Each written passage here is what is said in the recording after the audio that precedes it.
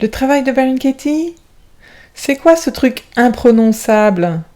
Encore du travail? Ça ne donne pas envie. Et pourtant, le travail de Byron Katie, The Work, est une pratique qui aide des milliers et des milliers de personnes de par le monde à se libérer de leurs souffrances. Il pourrait en être de même pour vous.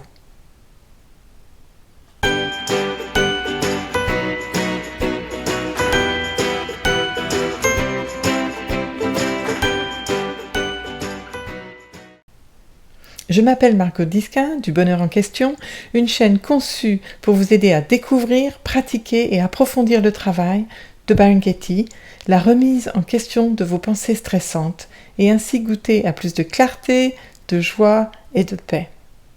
Pour ne rien manquer, abonnez-vous à ma chaîne et consultez les informations qui accompagnent cette vidéo. Vous y trouverez des renseignements complémentaires, des liens, des suggestions pour aller plus loin dans la découverte, la pratique et l'approfondissement du travail de Byron Katie. Pour moi, la meilleure manière d'aborder cette approche est d'y goûter, d'en faire l'expérience, plutôt que d'essayer de la décortiquer. Cette étape sera pour plus tard. Je vous invite donc à simplement écouter, participer à la séance d'auto-questionnement qui suit. À la fin de cette vidéo, nous récapitulerons ce qu'est et ce que n'est pas le travail de Byron Katie et je vous partagerai quelques ressources qui pourraient vous aider à découvrir la pratique de ce travail seul ou accompagné.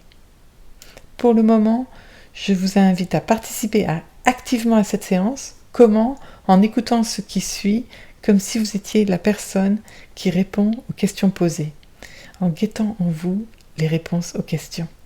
Allons-y. Alors Margot, dis-moi, il y a quelque chose qui te chiffonne? Oui, je suis contrariée. Qu'est-ce qui se passe? Eh bien, on m'a rapporté que quelqu'un disait du mal de moi. Je trouve cette personne jalouse et mal intentionnée. Elle me critique sans me connaître. Ok. J'entends plusieurs pensées stressantes dans tout ça. Je te propose de commencer par la première. Elle dit du mal de moi. Comment s'appelle cette personne? Nathalie. Et dans quelles circonstances est-ce que cette pensée t'est venue? Nathalie dit du mal de moi. Il y a quelques jours, j'étais au téléphone avec quelqu'un qui m'a rapporté les propos de Nathalie à mon sujet. Bien. Alors, commençons notre travail d'investigation. D'accord. Donc, Nathalie dit du mal de toi. Est-ce vrai? Oui. Nathalie dit du mal de toi. Peux-tu absolument savoir que c'est vrai qu'elle dit du mal de toi? Non. Comment tu réagis? Que se passe-t-il quand tu crois la pensée « elle dit du mal de moi » ?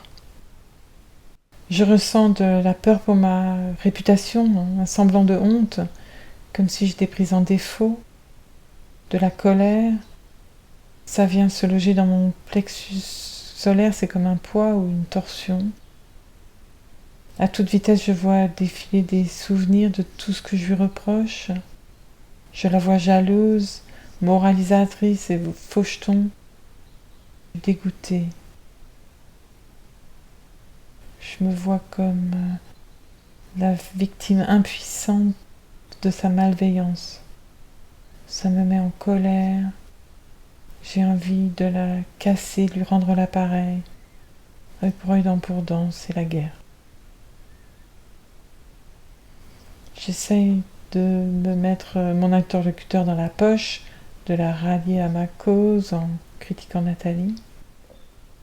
Je vois que j'en rajoute, que j'exagère ses travers, que je la caricature pour avoir plus d'effet. J'invente même des trucs qu'elle aurait dit ou fait, soi-disant.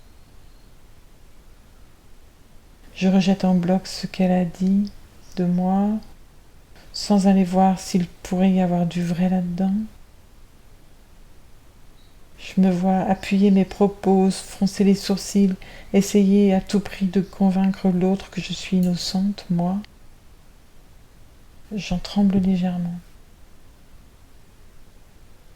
Commence en moi un dialogue, ce que je pourrais lui dire ou lui écrire. J'ai envie de la blesser.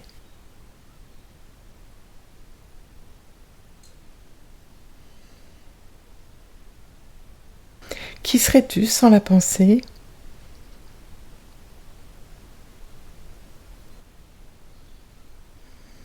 Sans la pensée, je suis tout de suite plus calme,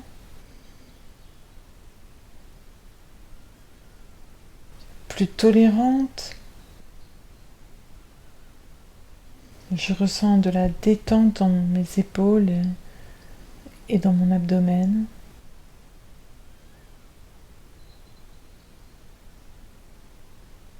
Je prends ça avec plus de légèreté et d'humour.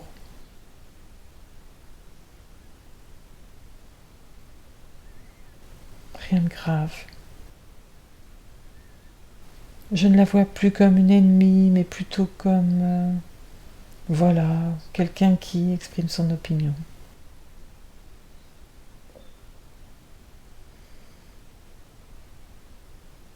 Oui, je me sens mieux. Alors, elle dit du mal de toi. Retourne la pensée. Je dis du mal de moi. C'est vrai qu'à l'intérieur, je ressens une certaine honte. Je me dis mince, j'ai été prise en flagrant délit de ce dont elle m'accuse. Je m'en veux de m'être montrée comme ça auprès d'elle et de lui avoir donné des munitions. Je me reproche de ne pas être une assez bonne personne, de m'exposer à la critique des autres. Donc je dis du mal de moi.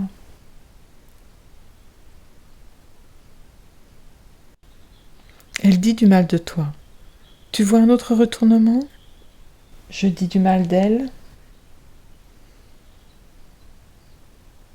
Oui, en pensée ou à haute voix. Par exemple, lors de cette conversation téléphonique, j'ai fait la liste de tout ce qui cloche chez elle. J'ai dit qu'elle était jalouse, j'ai dit qu'elle était malveillante et à côté de la plaque. Je dis du mal d'elle. Dans ma tête aussi, il y a une liste de tout ce qui ne va pas chez elle. Et j'ai ce dialogue intérieur, je m'imagine en train de lui parler, elle va dire si, et moi je vais lui répondre ça, et oui. Je dis du mal d'elle à l'intérieur de moi, sauf que c'est une conversation imaginaire.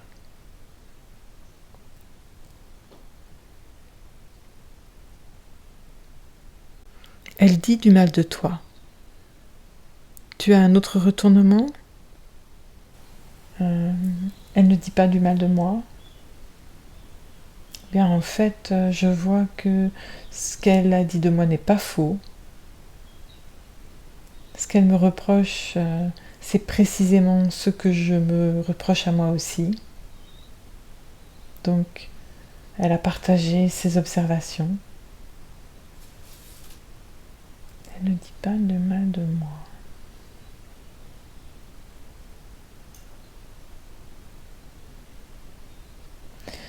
Je n'ai pas de preuve qu'elle a dit ça. Ce sont des propos rapportés. Je ne l'ai pas entendu de sa bouche à elle, de sa plume à elle. Donc tout ça reste une théorie. Et même si elle a exprimé des choses qu'elle n'aime pas chez moi, je ne sais pas si elle l'a fait avec beaucoup de conviction ou sur quel ton. Donc elle ne dit pas forcément du mal de moi, c'est l'image que j'ai d'elle. Mais c'est pas elle.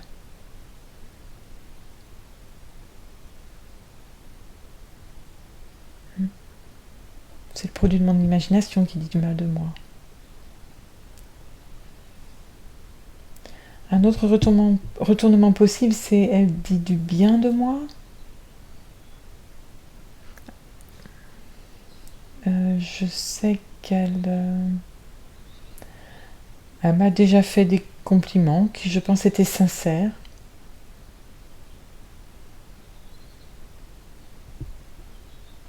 Et même dans les propos que m'a rapporté mon ami là au téléphone, quand je réécoute la conversation à l'intérieur de moi, je vois que il y avait certains de ces commentaires qui étaient plutôt positifs, même élogieux.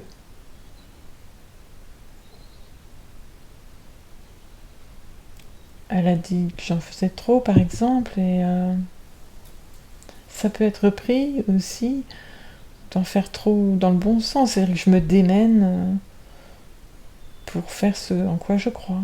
Ça peut très bien être mal pris ou bien pris. Ben oui, en fait, c'est une forme de compliment que j'essaye souvent de m'attirer d'ailleurs. Merci Margot pour cette investigation. Maintenant, nous allons passer en revue ce qu'est le travail et ce que ce n'est pas. En résumé, le travail c'est une recherche de vérité, au-delà de nos idées reçues, de nos jugements expéditifs. C'est une remise en question de nos pensées sources de stress, une à la fois. C'est une enquête intérieure qui va examiner le rapport de cause à effet qu'a une pensée stressante lorsqu'on la croit. C'est une forme de méditation. Le travail demande de faire le calme en soi et de donner voix à notre sagesse innée. C'est un travail sur soi qui requiert un esprit ouvert, une dose de curiosité, de sincérité et parfois de courage et d'humilité. Et c'est une pratique simple, à la portée de tous, qui nous libère de notre souffrance, une pensée à la fois.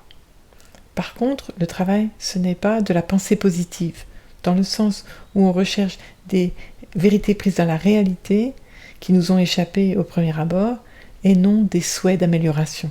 Ce n'est pas du développement personnel. En effet, la pratique de travail ne vise pas à améliorer la personne, mais à la libérer de ses souffrances. Une fois libérée, le changement s'opère naturellement et sans effort de sa part. Ce n'est pas de la thérapie, de la psychologie ou du conseil. Il ne repose sur aucune technique, théorie ou méthodologie extérieure à soi, mais à la pure observation. Chacun est l'expert de lui-même. Ce n'est pas un dogme, un enseignement ou une religion. Il n'a pas de réponse toute faite. Chacun est invité à s'auto-questionner, s'examiner et de découvrir ce qui est vrai pour lui. Chaque prise de conscience qui vient du travail est personnelle. Et ce n'est pas une solution miracle. Katie dit souvent que ça ne s'appelle pas le travail pour rien. Vous avez envie d'essayer cette pratique ? Consultez les informations sous cette vidéo. Vous y trouverez un guide d'investigation gratuit, téléchargeable, que vous pourrez remplir en ligne. Il vous accompagnera dans vos premiers pas dans le travail. Vous trouverez également tout un éventail de ressources destinées à soutenir de diverses manières la découverte et la pratique de ce travail. N'hésitez pas à me laisser des commentaires, à me mettre un pouce et à vous inscrire à ma chaîne pour ne rien manquer des vidéos suivantes. À tout bientôt!